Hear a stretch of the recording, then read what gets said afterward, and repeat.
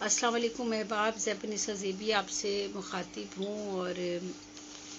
آج ocean news پہ جس موضوع پر میں بات کر رہی ہوں وہ ہے توحید کا تصور۔ اور یہ چونکہ آپ کو علم میں ہے کہ رمضان کا مہینہ ہے، تو شروع رمضان سے ہی میں مختلف اسلامی موضوعات پر کچھ نہ کچھ بات چیت کر رہی ہوں، تو اسی لیے آج بھی جو ہے میں انہی میں سے کسی موضوع کا انتخاب میں نے کیا ہے، اسلامی موضوعات کا۔ تو یہ جیسا کہ آپ کے علم میں ہے کہ اوشین نیوز جو ہے یہ شیر روان صاحب کا پیج ہے،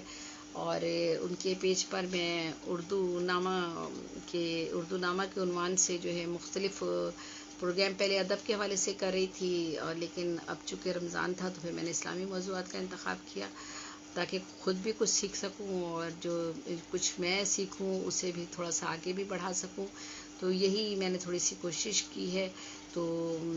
آج جیسا کہ آپ کے علم میں ہے، میرا نام زیب نساء زیبی ہے، کراچی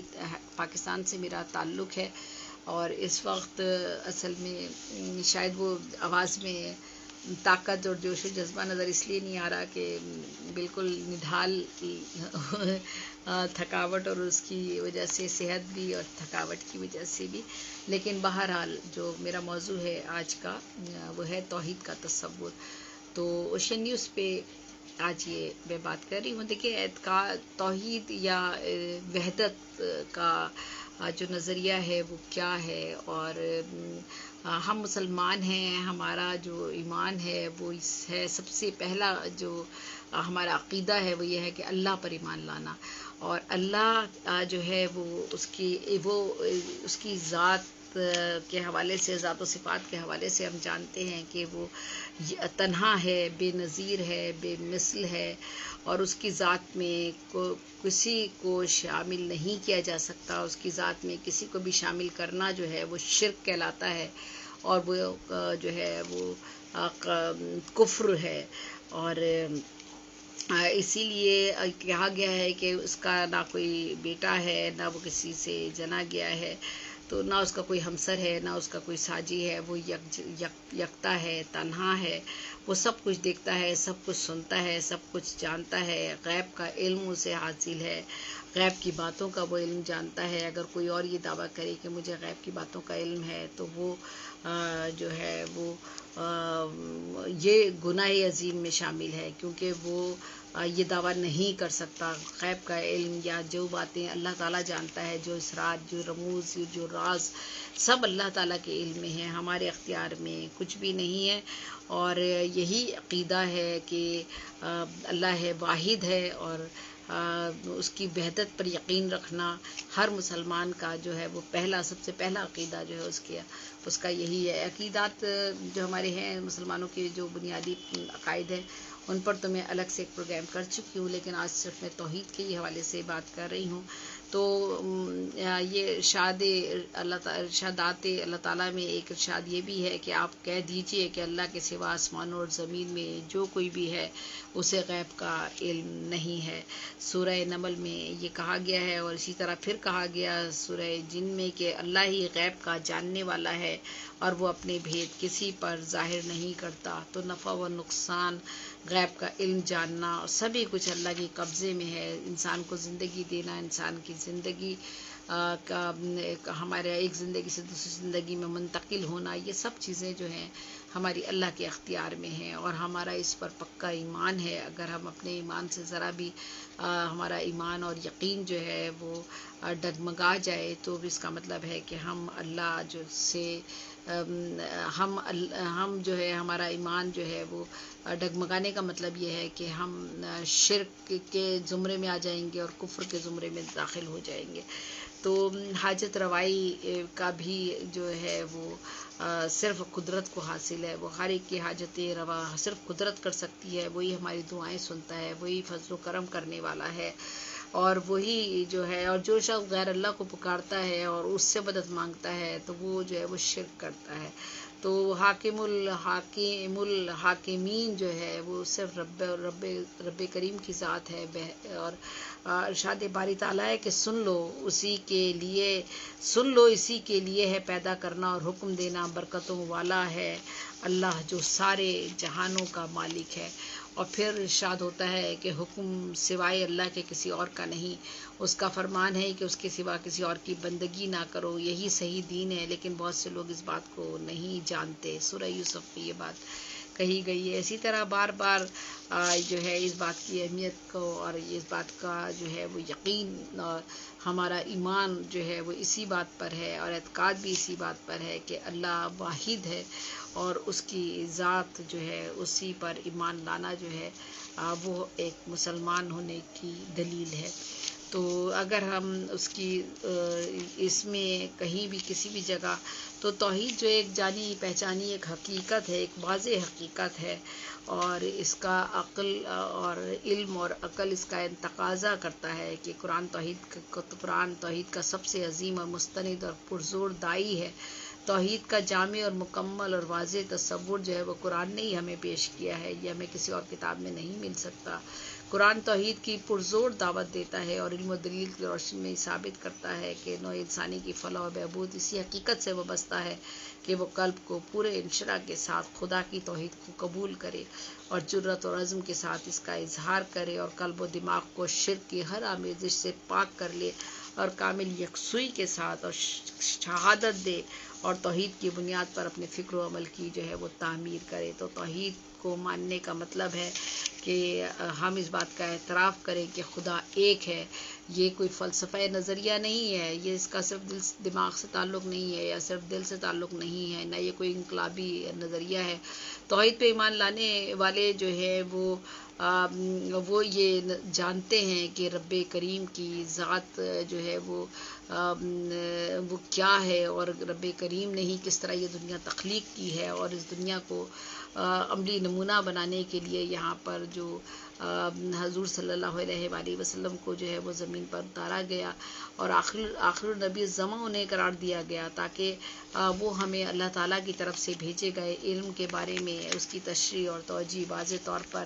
جو ہے وہ احادیث کی شکل میں مہیا کر سکیں اور دے سکیں، اور اس کے بعد اس کو عملی شکل میں جب ہمارے سامنے پیش کرے تو سنت کا ایک نمونہ ہمارے سامنے موجود ہو۔ تو قرآن اور حدیث اور سنت اور پھر رب کریم کی ذات، یہ چیزیں ہمارے جو ہے وہ ایک مسلمان ہونے کے لیے، یا ایک مسلمان کو صحیح راستے پر چلانے کے لیے جو ہے وہ اللہ کی طرف سے جو ہے ہم پر جو ہے وہ اللہ کی طرف سے ہمارے پاس بھیجی گئی ہیں، اور اس کا مقصد صرف یہی ہے کہ ہم توحید کو جب قبول کر لیتے ہیں تو اللہ کی طرف سے بتائے ہوئے ہر عمل کو جو ہے ہم اسے اپناتے ہیں، اور ہر چیز کا ہمیں علم دیا گیا ہے، اللہ تعالیٰ نے دیا ہے، اور وہ ہماری جو اللہ کی آخری کتاب ہے قرآن مجید، اس میں موجود ہے کہ ایک شخص اپنی دنیا میں ایک پاکیزہ زندگی کیسے گزار سکتا ہے۔ پاکیزہ، باعزت، کامیاب، بامراد زندگی جو ہے وہ توحید کو ہی اپنا کر حاصل کی جا سکتی ہے، اور موت کے بعد کی بھی ایک دنیا ہے جس میں عظمت ہے، عزت ہے، سرخروئی ہے، خدا کی خوشنودی ہے، اور دائمی فلاح اور کامرانی کا راستہ ہے۔ اور توحید پر جو ایمان لاتا ہے وہی اللہ کے سامنے سرخرو ہوگا۔ اور قرآن کا جو تصور توحید ہے وہ بھی اس میں بھی بار بار کہا گیا ہے کہ اللہ ہی ہر چیز کا خالق ہے، اور وہی ہر چیز کا نگراں ہے، اور پھر کہا گیا کہ وہ آسمانوں اور زمین کا موجد ہے، جب وہ کسی بات کا فیصلہ کرتا ہے تو اس کے لیے بس یہ حکم دیتا ہے کہ ہو جا، اور وہ ہو جاتی ہے۔ اس کے سوا یہاں جو کچھ بھی ہے اس کی مخلوق ہے، صرف اسی کی ذات ہمیشہ سے ہے اور ہمیشہ رہے گی۔ اس کے سوا کوئی چیز نہ ازلی ہے نہ ابدی ہے، تو صرف اللہ ہی کی ذات ہے جو ازل سے ہے اور ابد تک رہے گی۔ تو قرآن کا تصور توحید میں جو ہے وہ یہی ہے کہ خدا کے وجود کو ماننا، اور خدا کے وجود کی یکتائی کا اعتراف کرنا جو ہے وہ وحدت ایمانی ہے، اور وحدت کا جو تصور ہے، توحید کا جو تصور ہے، وہ ہمیں قرآن مجید سے بھی ملتا ہے. اور ہر چیز فانی ہے، صرف اس کی ذات کے ہمیشہ باقی رہنے والی ہے. وہ زندہ و جاوید ہے اور اس کو کبھی جو ہے فنا یا موت نہیں ہے. کائنات کی ہر چیز فنا ہو کر رہے گی، صرف خدا کی ذات ہمیشہ رہنے والی ہے. اور پھر جو ہے وہ کائنات کو پیدا کرنے والا ہے، اس سے بے تعلق کوئی نہیں رہ سکتا. ہر طرف اسی کی حکمرانی ہے، وہی کائنات کا حقیقی مالک ہے. زمین و آسمان پر اسی کا حکم چلتا ہے. وہ جو ہے اس کو نہ سستی آتی ہے، نہ تھکان ہوتی ہے، نہ اونگ، نہ نیند، نہ کمزوری، نہ کوتاہی. ہر عیوب سے وہ پاک ہے، برتر ذات ہے. اور کوئی خدا نہیں ہے مگر اللہ جو اکیلا ہے، وہ سب پر حاوی ہے. وہ مالک ہے آسمانوں کا، زمینوں کا، ان ساری ہی چیزوں کا جو زمین و آسمان کے درمیان میں ہے. پیدا کرنا بھی خدا ہی کا کام ہے اور حکم دینا بھی اسی کا کام ہے. تو یہ ساری چیزیں بار بار قرآن مجید میں اور ہر جگہ ہمیں احادیث میں یہ پیغام ہمیں بار بار دیا گیا ہے کہ توحید کا تصور کیا ہے، اور اس کو ہمیں سب سے پہلے توحید کے تصور کو سمجھنا ہے اور اس کو اپنانا ہے. حقیقت یہ ہے کہ اللہ ہی تمہارا پروردگار ہے، جس نے آسمانوں اور زمین کو 6 دنوں میں پیدا کیا، پھر تخت حکومت پر جلوہ افروز ہوا. وہ رات کو دن پر ڈھانپ دیتا ہے، پھر دن رات کے پیچھے دوڑا چلا آتا ہے. اسی طرح سورج، چاند اور تارے پیدا کیے جو اس کے حکم سے اپنے کام میں لگے ہوئے ہیں. سن لو، اسی کا کام ہے پیدا کرنا، اسی کا حق ہے حکم دینا. بڑا ہی بابرکت ہے، سارے جہانوں کا وہ مالک ہے. اللہ کے سوا کوئی معبود نہیں ہے. وہ زندہ و جاوید ہے اور پوری کائنات کو سنبھالے ہوئے ہے. سینوں کے بھید وہ جانتا ہے، نیتوں کا عمل اسے پتہ ہے. اس سے کوئی چیز، کوئی علم جو ہے نہ مخفی ہے نہ پوشیدہ ہے. اور اگر ہم سوچیں کہ ہم جو بھی گناہ کر رہے ہیں وہ اس تک وہ کہیں ہم پوشیدہ رہ کر لیں گے یا چھپے رہیں گے، یا جو ہے ان گناہوں کی ہمیں سزا نہیں ملے گی، یا ان گناہوں کا حساب کتاب نہیں ہوگا، تو یہ ہماری خوش فہمی ہے یا ہماری غلط فہمی ہے. جس طرح اور بڑی قومیں اس سے پہلے تباہ اور برباد ہوئی اپنی انہی بنیاد باتوں پر کہ انہوں نے اپنے آپ کو بہت کچھ سمجھا اور اپنی طاقت پر گھمنڈ کیا، غرور کیا، اپنی چیزوں کو انہوں نے جو ہے افضلیت دی اور اللہ کے حکم سے روگردانی کی. اللہ کے بتائے ہوئے صحیح راستے کو پر چلنے کے بجائے انہوں نے برائی کے راستے کو اپنایا، لوگوں کو تکالیف دی. اور جس طرح سے ہم پر 2 حقوق بتائے جاتے ہیں، ایک حقوق اللہ ہے اور ایک حقوق العباد کی بات کرتے ہیں. تو یہ ہمیں 2 طرح کی ہمیں جو علم دیا گیا ہے، ہمیں ان دونوں پر عمل کرنا ہے. ایک طرف ہمیں حقوق اللہ ادا کرنے ہیں، ایک طرف حقوق العباد ادا کرنے ہیں. تو یہ دونوں کا عملی نمونہ ہمیں حضرت محمد صلی اللہ علیہ وآلہ وسلم نے ہمیں اللہ کے بارے میں بھی ساری ہدایات اور ساری اس کے بارے میں، رب کریم کے بارے میں، ہر اس کے حکم کی، ہر اس کی طرف سے آنے والی وحی کی ہمیں جو ہے خبر دی ہے اور اس کی تشریح اور توجیہ ہمیں بتائی ہے. اس کو عمل کر کے ہمیں سب یہ راستہ دکھایا ہے، یہ بات بتائی ہے کہ کوئی بھی عمل ایسا نہیں ہے کہ جو اللہ تعالیٰ نے جو ہے وہ اللہ تعالیٰ نے کوئی ایسا حکم دیا ہو جو ہمارے انسان کے کرنے کے بس کی بات نہ ہو. اللہ تعالیٰ نے انسان کا، ہمارا مذہب جو ہے بالکل نیچرل مذہب ہے، قدرتی مذہب ہے. وہ تمام چیزیں جو انسان کو اس کی بہتری کے لیے ہو سکتی ہیں وہ اللہ تعالیٰ نے جو ہے وہ اس کے لیے مقرر کی ہیں، اور وہی ہے جو ہمارے لیے آسانیاں پیدا کرتا ہے. کیا تم کو معلوم نہیں کہ جو کچھ آسمانوں میں ہے، جو کچھ زمین میں ہے، اللہ کو سب معلوم ہے. کہیں کوئی اگر شخص سرگوشی میں بھی کوئی بات کرتا ہے اور یہ سوچتا ہے کہ شاید میری بات کسی تک نہیں پہنچے گی، تو وہ جو ہے وہ خوش فہمی میں مبتلا ہے. تو یہ کوئی بھی عمل جو ہم کرتے ہیں اس بلا شبہ خدا بڑا ہی باریک بھی ہے، پوری طرح باخبر رہنے والا ہے، اور وہ ہر چیز پر قادر ہے، ہر چیز پر قدرت ہے، ہر چیز پر اسے اختیار حاصل ہے. وہی سب کچھ جانتا ہے، وہی ہمیں نفع و نقصان دیتا ہے. صحت، بیماری، عزت، ذلت، دولت، حکومت، رزق، اولاد، زندگی، موت، بیماری، قسمت، سب کچھ اسی کے ہاتھ میں ہے، سب کچھ اسی کے طرف سے ہے، سارے خزانے اسی کے عطا کرتا ہے. تو بھلا ہم کیسے جو ہے وہ توحید سے منکر ہو سکتے ہیں، اور جو توحید سے منکر ہے وہ تو اسلام کے دائرۂ اسلام سے خارج ہے۔ تو اللہ کو کوئی چیز عاجز کرنے والی نہیں، نہ آسمانوں میں نہ زمین میں، وہ سب کچھ جانتا ہے اور ہر چیز پر قدرت رکھتا ہے۔ وہی مخلوقات، تمام مخلوقات کا پروردگار ہے، رزق دینے والا ہے، رزق کی تمام کنجیاں اسی کے پاس ہے، روزی میں تنگی اور فراخی بھی اسی کے پاس ہے، اور یہ ساری وہ ہمارا حاجت روا ہے، مشکل کشا ہے، وہ سب کی فریادیں سنتا ہے، دعائیں قبول کرتا ہے، سب کی مرادیں برلاتا ہے، ہماری مغفرت وہ کرتا ہے، ہمیں ہدایت وہ دیتا ہے، ہماری توبہ وہ قبول کرتا ہے، اسی کو پکارنا برحق ہے۔ اور جو لوگ اس کو چھوڑ کر کسی اور ہستیوں کو پکارتے ہیں یا کسی اور سے دعائیں طلب کرتے ہیں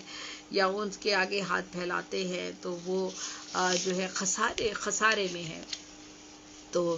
یہ اور جب وہ یا اسی طرح سے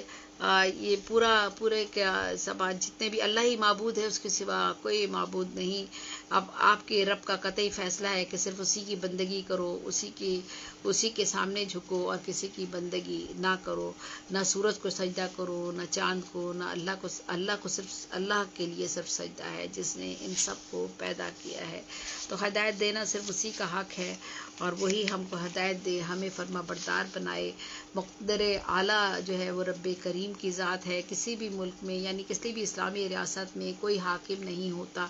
حاکمیت اللہ تعالیٰ کی ہے پوری دنیا میں، لیکن جو حاکم جو دنیا میں کسی اسلامی ریاست میں جو حاکمیت کے لیے منتخب کیا جاتا ہے شخص، وہ اللہ کی طرف سے زمین پر نائب ہوتا ہے اور وہ اللہ کے بندوں کی فلاح و بہبود کے لیے جو ہے اسے اتارا جاتا ہے اور اس کے ذمے کچھ ذمہ داریاں اس کو دی جاتی ہیں، اور اس کا کام یہ ہوتا ہے کہ وہ اپنے عوام کی فلاح و بہبود کے لیے قوانین بنائے اور ان قوانین پر عمل کرے، جو اللہ تعالیٰ نے قوانین بنا دیے ہیں ان پر عمل درآمد کروائے۔ اور اللہ تعالیٰ اپنے برگزیدہ بندوں پر، انسانوں پر جو ہے وہ رحم فرماتا ہے، اور جو اللہ تعالیٰ کے اصولوں سے اور اس سے انحراف کرتے ہیں، فتنہ و زمین پر فتنہ و فساد پھیلاتے ہیں، سماج میں جو ہے وہ برائی اور برائی کی طرف انسانوں کو لے کر جاتے ہیں اور خود بھی برائی کرتے ہیں، تو ایسے لوگوں کو اللہ تعالیٰ مٹا دیتا ہے اور ان کے لیے پھر نشانیاں زمینوں پر چھوڑتا ہے اور دکھاتا ہے کہ کس طرح سے جو ہے اللہ کے نافرمانوں کے لیے جو ہے وہ زمین جو ہے وہ تنگ ہو جاتی ہے۔ تو اللہ تو بے نیاز ہے، سب اسی کے محتاج ہیں، وہ کسی کا محتاج نہیں ہے، وہ سب کو کھلاتا ہے،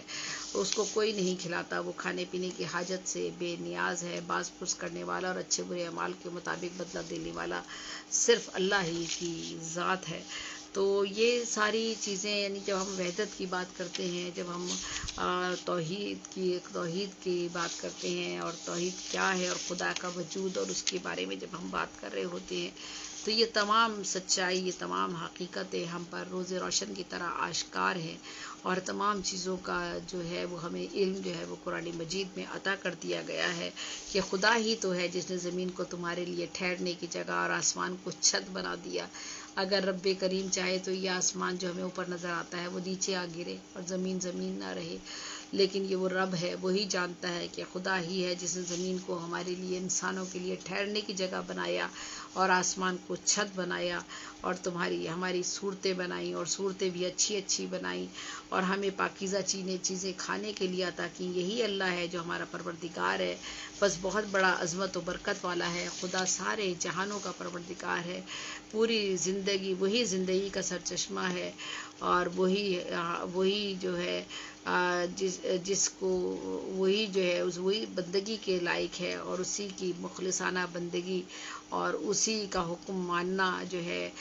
وہ ہمیں جو ہے اپنے اللہ کی قربت عطا کرتا ہے اور ہماری آخرت کو جو ہے وہ سنوارتا ہے۔ تو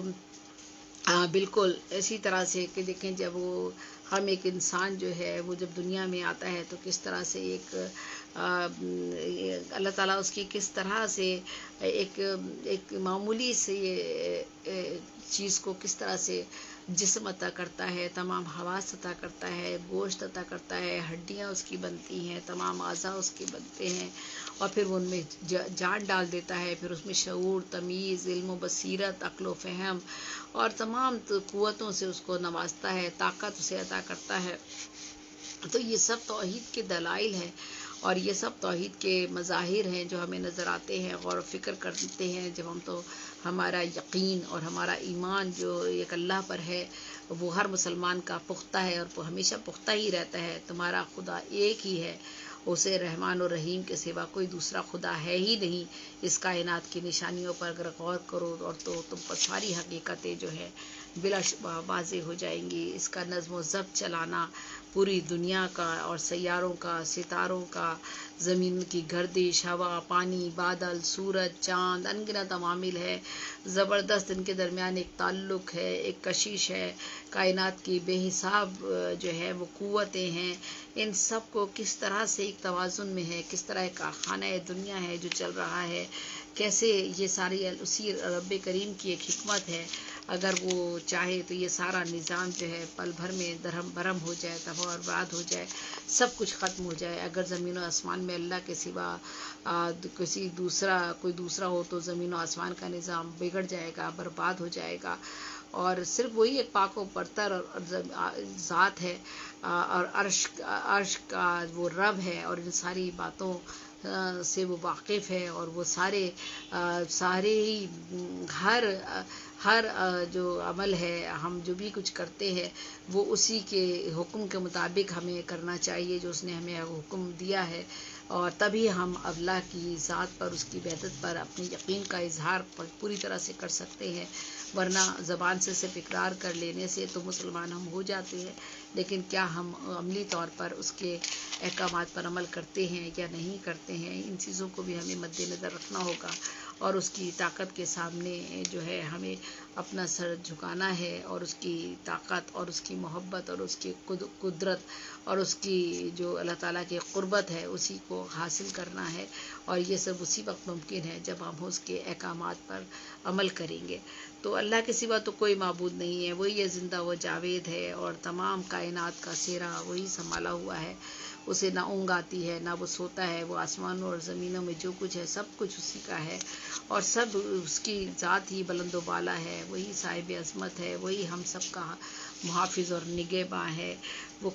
کون ہے جس نے زمین کو جائے قرار بنایا، اس کے اندر دریا روا کیے، اس پر پہاڑوں کی میخیں گاڑی، پانی کے ذخیروں کے درمیان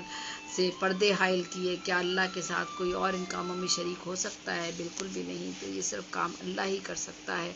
وہ ہم سب کی دعائیں سنتا ہے، ہم سب کی پکار سنتا ہے، ہم سب کی حاجتیں رفع کرتا ہے، اور وہی ہے جو اللہ کے ساتھ اگر کوئی اور خدا بھی یہ کام کرنے والا ہے تو تم لوگ کم ہی سوچتے ہو، تم کم عقل ہو، جو کافر ہیں، جو منکرین ہیں، جو ان باتوں پر یقین نہیں لاتے، اور جو کوئی بتوں کو پوجتا ہے، کوئی کسی اور چیز کو پوجتا ہے، تو ان سے زیادہ کم عقل اور کم ناقص فہم کون ہو سکتا ہے جو یہ سب کچھ جانتے بوجھتے بھی ان سارے دلائل کے بارے میں آگہی کے باوجود بھی اللہ کی ذات پر وہ ایمان نہیں لاتے، یقین نہیں کرتے، تو وہ جو ہے ان کی عقلوں پر پردے پڑے ہوئے ہیں۔ تو توحید کا جو تصور ہے،